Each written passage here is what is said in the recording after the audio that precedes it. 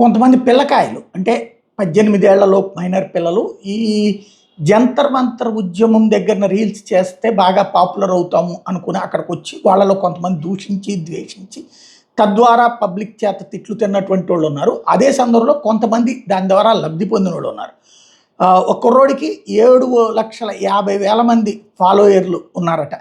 ఏది ఇప్పుడు 5,000 ఫాలోయర్లతో జంతర్ మంతర్ దగ్గర యాజిటేషన్ బిగిన్ చేస్తే ఇప్పుడు అది కాస్త 7.5 లక్షలకి చేరారట ఉట్టి జంతర్ మంతర్ ఇంపాక్ట్తో. దాంతో ఇప్పుడు ఫోన్ కొత్తది కొనుక్కుని ఇదిగో నేను జంతర్ మంతర్ ద్వారా విజయం సాధించానని చెప్తాడు. మంచిదే, కాకపోతే ఇతను ఏం దూషించకుండా ఉంటే మంచిదే, దూషించకుండా ద్వేషించకుండా అక్కడ జరుగుతున్నటువంటి వాటిని కనుక రీల్ చేస్తే మంచిది. ఓవరాల్గా జంతర్ మంతర్ దగ్గర జరిగిన ఉద్యమం వెనకాల ఉన్నటువంటిది అయితే మాత్రం రీల్సే అన్నటువంటి విషయం స్పష్టంగా కనబడుతుంది. ఇన్స్టా ఎఫెక్ట్ యాజిటేషన్ అనమాట.